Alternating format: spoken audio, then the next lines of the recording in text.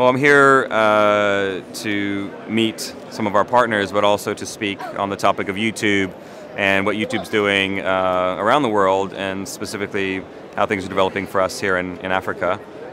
It's been a really interesting place, actually. One of the things I've noticed definitely is the constraints on bandwidth and on access to the internet, whether it be even in your hotel or on your mobile phone, and the cost of it is also very high. So some of the biggest feedback I've had is what can we do to help make things like YouTube more accessible. We're hoping the industry will in time solve that problem, but the passion for the platform, the passion for content creation and consumption on YouTube is prevalent here, as we've seen everywhere else in the world. It's been a great trip.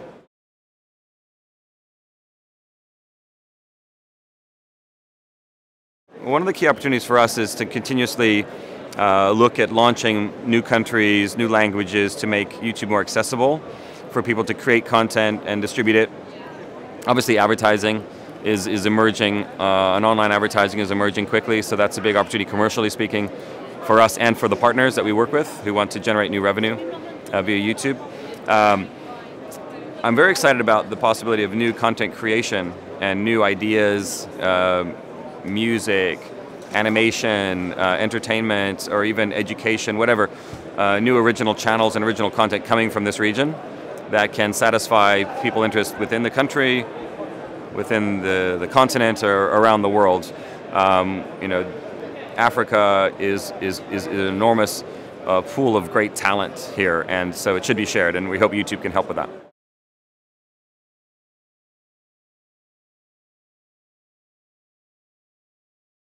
Yeah, I mean, that's one of the biggest issues I've heard about is just what it takes to just watch videos on YouTube, whether that be on your handset or even in a metered sort of at-home situation.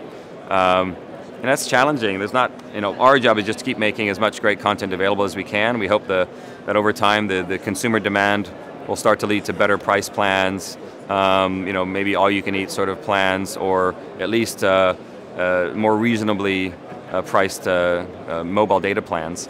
The other thing I think we'll see is a lot more Wi-Fi hotspots popping up, and people going and using their tablets or their handsets or their laptops to consume media in spurts. When they have connectivity, we see that. But again, the demand is there. It's no different than Europe 6 years ago, really, or even 10 years ago in some markets.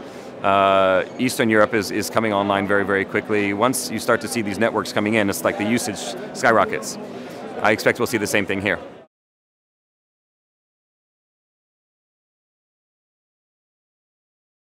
I mean, we're all kind of dependent on one another.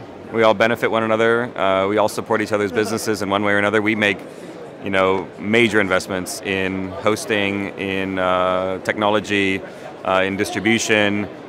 We make major investments in the distribution and the availability of content that all the networks benefit from. The users are buying services from them because they want to consume content. So it's a very symbiotic relationship, and I think the way that things work will be the way they will work going forward. But we have to rely on each other to do our own business as best we can. That's my view. It's interesting. I go to a lot of different conferences around the world. I think this is fantastic. I've learned so much about some of the challenges in the region. I've met a lot of content creators who come here as well, because the interrelationship between technology and content is so strong now. Just like going to CES in Las Vegas, it's become a gathering spot and a hub for people in the content community, the record labels, and the film industry to come and interexchange and share ideas. But to do it in a place where it's not just specific to Africa's particular challenges or opportunities, but Africa is in itself a very diverse place. And so the South African opportunity or challenge is completely different than the Kenyan or the Nigerian or and so forth. So that's the other thing as well. Being the person responsible for Europe, Middle East, and Africa, I spend less time here than I probably should, but now I know I need to be a bit more present and available if I'm going to serve the region as best I can.